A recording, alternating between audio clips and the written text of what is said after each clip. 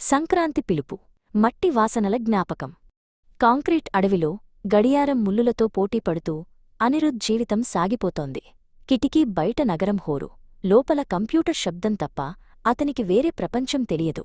కాని మనసు మాత్రం ఎక్కడో దూరంగా పచ్చని పొలాలు, పిడకల పొగ వాసనల మధ్య తిరుగుతోంది. పండుగ వస్తుందంటే చాలు ఆఫీసు ఫైళ్ల మధ్య కూడా అతనికి పల్లెటూరి జ్ఞాపకాలు పలకరిస్తుంటాయి. బస్సు దిగగానే అనిరుద్ధ్కు తన ఊరి గాలిలో ఒక రకమైన తీయని అనుభూతి కలిగింది. ఆ మట్టివాసన, ఆ చల్లని గాలి అతన్ని ప్రేమతో హత్తుకున్నాయి. భుజాన సంచి వేసుకుని నడుస్తుంటే దారిపొడవునా పచ్చని పైరులు అతనికి స్వాగతం పలుకుతున్నట్లు అనిపించాయి. పట్నం ఆర్భాటాలకు దూరంగా ఇక్కడ సమయం నెమ్మదించినట్లు అనిపిస్తుంది. తెల్లవారుజామునే భోగిమంటల వెచ్చదనం ఊరంతా పరుచుకుంది. అన్నపూర్ణ తన పాత వస్తువులను ఆ మంటల్లో వేస్తూ గతాన్ని వదిలి కొత్త జీవితానికి స్వాగతం పలుకుతోంది. అనిరుద్ ఆమె పక్కనే నిలబడి ఆ ఎర్రని మంటల వెలుగులో తన తల్లి ముఖంలోని తృప్తిని గమనిస్తున్నాడు. ఆ మంటల నుండి వచ్చే శబ్దాలు ఏదో ఒక పాతపాటలా వినిపిస్తున్నాయి. ఇంటి ముంగిట ముగ్గులు వేయడం అన్నపూర్ణకు ఒక కళ. తెల్లని బియ్యపు పిండితో ఆమె వేసే ప్రతి చుక్క ఒక నక్షత్రంలా మెరుస్తోంది. వంగి నిలబడి ఎంతో ఏకాగ్రతతో ఆమె వేస్తున్న ఆ ముగ్గులో సంక్రాంతి, లక్ష్మి కొలువై ఉన్నట్లు అనిపిస్తుంది. అనిరుద్ ఆ ముగ్గుల అందాన్ని చూస్తూ తన చిన్ననాటి జ్ఞాపకాల్లోకి జారిపోయాడు. వీధిలో హరిదాసు కీర్తనలు వినిపిస్తున్నాయి. నెత్తిన అక్షయపాత్ర, చేతిలో చిడతలు పట్టుకుని సాగుతున్న ఆ హరిదాసును చూస్తుంటే పండుగ కళ ఉట్టిపడుతోంది. అనిరుద్ గుమ్మం దగ్గర నిలబడి ఆ సంగీతాన్ని ఆస్వాదిస్తున్నాడు. ఆ స్వరంలో ఏదో తెలియని భక్తి, పల్లెటూరి ఆత్మ దాగి ఉన్నాయి. వంటగదిలో అరిసెల వాసన ఇల్లంతా నిండిపోయింది. అన్నపూర్ణ పొయ్యి దగ్గర కూర్చుని వేడివేడి నూనెలో అరిసెలను వేయిస్తోంది.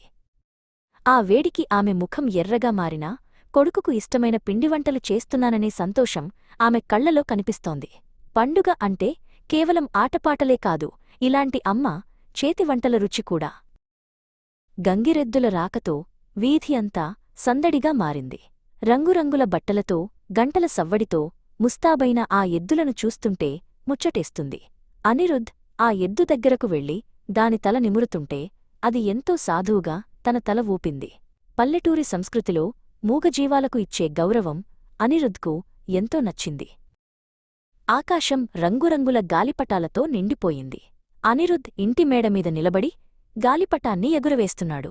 దారం లాగుతూ గాలివాటుకు అనుగుణంగా గాలిపటాన్ని నియంత్రిస్తుంటే అతని మనసు కూడా ఆకాశంలో విహరిస్తున్నట్లు అనిపించింది.